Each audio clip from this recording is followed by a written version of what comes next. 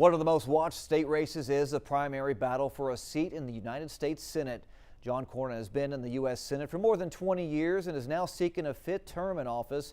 Trying to take him down is Texas Attorney General Ken Paxton and Congressman Wesley Hunt, who represents the Houston area. Now, a poll from the Texas Politics Project at UT Austin shows Attorney General Ken Paxton with a 2-point lead on incumbent Senator John Cornyn, 36 to 34%. Congressman Wesley Hunt is polling about 26%. Now, with none of them clearing 50%, it may go to a runoff in May. Yeah, and on the other side, Democratic voters are also choosing their nominee. A recent poll finds Dallas Congresswoman Jasmine Crockett with a 12-point lead on State Representative James Tallarico. The winner of their race will go on to face the Republican candidate.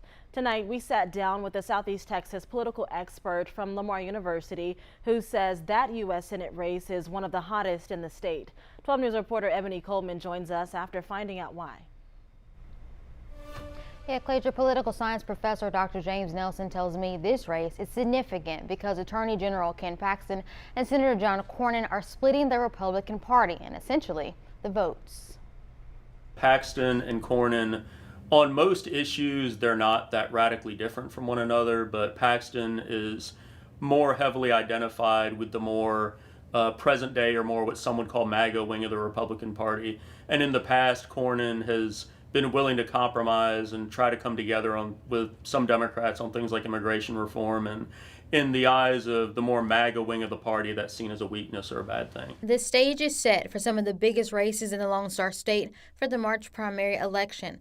Lamar University political science professor Dr. James Nelson says one of them is a U.S. Senate race, with Republican frontrunner incumbent Senator John Cornyn and Ken Paxton. Cornyn's strength is his name recognition, the fact that he's been in the office.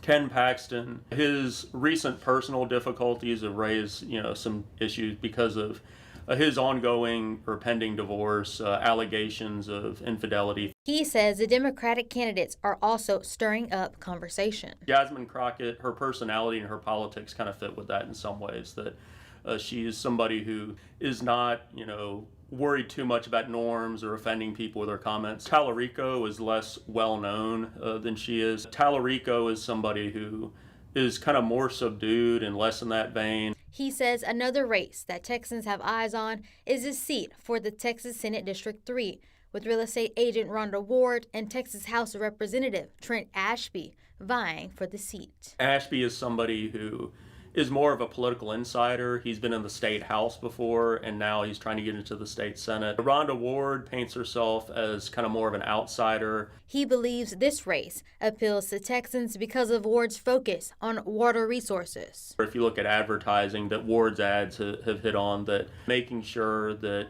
in the eyes of East Texans, we're getting the appropriate amount of the water resources is something that's likely to be contentious going forward. Dr. Nelson says another race to watch would be the Texas Senate District 4 race. Texans will be able to vote on that one during the special elections in May. This comes after Brandon Creighton resigned back in October of 2025. In studio, Ebony Coleman, 12 News.